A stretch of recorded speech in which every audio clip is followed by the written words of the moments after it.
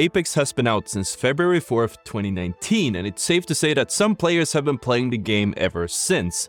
These players are who I would call the OGs of Apex, the true veterans that experienced a completely different game and saw it change to the end product that we have today. But due to all the changes we've seen in the game, these OGs have a tendency of playing the game a little bit differently, desperately holding on to habits that may have been patched out, or even choosing to do certain things when there now are way better options. And there's actually kind of a way to make something fun out of this. I call it OG spotting. Basically, you play the game like usual, and if you can accurately gauge whether somebody is an OG player or not, you win. So today I figured we'd go over all of the ways that you can spot an OG player and maybe even have a chance to call them old. Let's get into it. Other than being completely dead inside, the first thing that comes to mind when it comes to OG players actually inspired making this video, which is insisting on using the iron sights on the Mastiff. Most old generation pros and streamers do not use a sight on the Mastiff,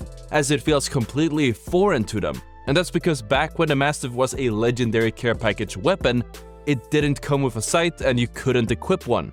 Adding a sight to the Mastiff wasn't actually possible until Season 5. Another dead giveaway as to whether somebody is an OG player or not are of course Evo shields. An OG Apex player will almost always refer to an Evo shield as armor, despite not really being one anymore.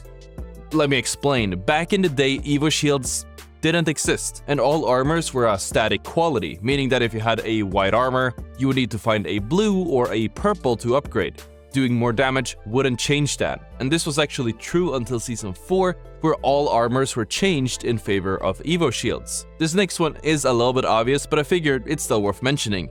If a player has this badge on their banner, that means that they've been around since the start. The Founders Badge was available to users who purchased the Founders Edition of Apex for $30, and was only available for purchase up until mid to late 2019. I really wanted to give you guys an exact date, but after digging around I couldn't find an announcement or anything. OG Apex players also have this nasty habit of trying to kick the ground after they land from a long fall. This used to be an old hack that stopped you from being affected by fall stun, but was actually patched out many years ago as well. That being said, that doesn't stop a lot of players from still trying it and spreading the gospel to this day. Assuming they have a semblance of skill, the OG players are also very likely to have the Season 3 Predator badge and the Season 3 unique Predator dive trail. Back when Ranked was released, there was no Master rank, and anyone over a certain RP, in this case over 1000 RP, which would be converted to 10,000 in our current system, would gain the rank of Apex Predator, and there wasn't a limit of how many they could be like the 750 we have today. Not only was there no user limit to getting the Predator ranked rewards that we have today, but during this time there was a dashboarding exploit where exploiters literally just had to Alt F4 on PC or go back to the dashboard on console if the game looked unwinnable. This stopped them from losing RP and as such inflated the ranks to unprecedented amounts, never seen again until the release of the new ranked with Season 17. It's also worth noting that OG players who unlock the Predator dive trail in Season 2 and 3 has a unique dive trail that can no longer be obtained through Apex's own ranked system. Not only that, but unlike the dive trails that we do see as ranked rewards every season, these are not refunded or taken away from you after a few ranked seasons, but they have stayed on the user's accounts to this day, and as far as we know, it's safe to assume moving forward. Odds are OG players also have one of the badges from the Iron Crown event, which featured the only solos game mode that we've ever seen in Apex. The players either have the Iron Crown 1 through 4 badges, which were unlocked by completing challenges, and the Legend-specific Imperial badge, which you unlocked by winning a solos game during the event. The OG players are probably also the most likely to be the ones always looking to drop as hot as possible, because they've played so many games and probably gotten so many wins at this point that winning a game, it doesn't give them any dopamine. Instead, they find enjoyment in fighting, and you are most likely to find them on top of Fragment in World's Edge as soon as that map comes in rotation. These players are also very likely to do movement techniques that have been patched out since the early beginning, forgetting that they were patched out or just having it so deeply ingrained into their movement routine that they just can't stop themselves from attempting them when they aren't paying full attention. The first of these techniques is the B-hop healing, which to their defense still is possible, It just doesn't really do much unless you play Octane, and it's certainly a shadow of its former self. The old B-hop healing allowed the user to bunny hop around in sprinting speed, all while popping a healing item like a battery or a phoenix. This technique was removed as early as the 4th of June 2019, but despite that, many OGs are still attempting it years later. The second technique is zipline hopping, which I also will cut the OGs some slack for because it's so easy to forget that this change was implemented and what it was actually changed to.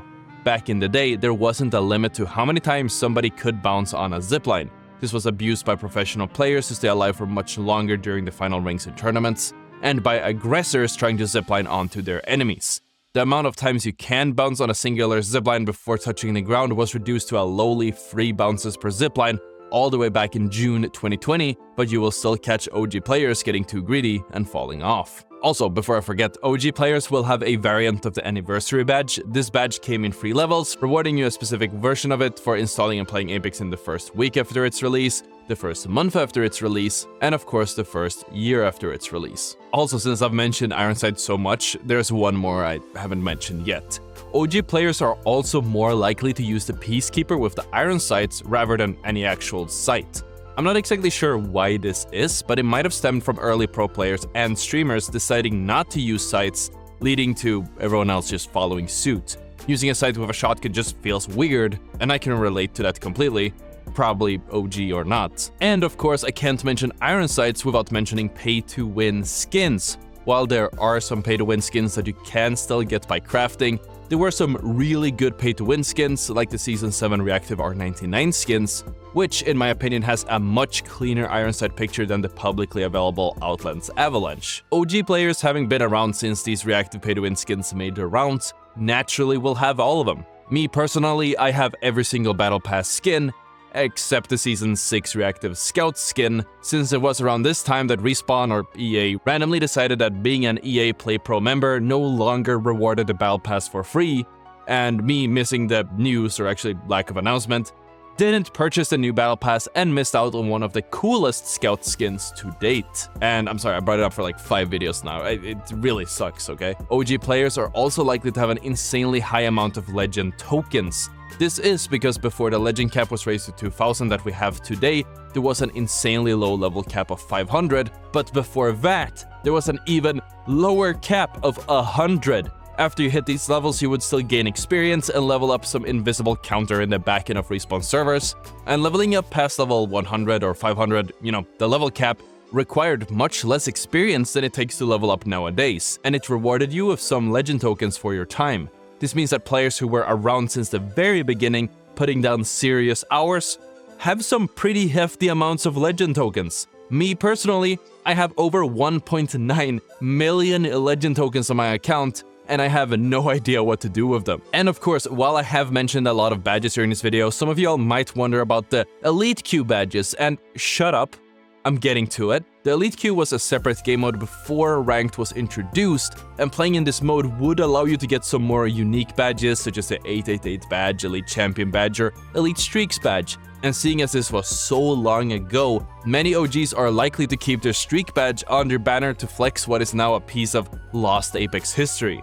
If you guys don't know too much about Elite Queue or just want that trip down nostalgia lane, you should definitely check out the video on the screen. Thank you so much for watching, remember to subscribe not to miss out on future bangers, and of course I'll see you all tomorrow. Peace out.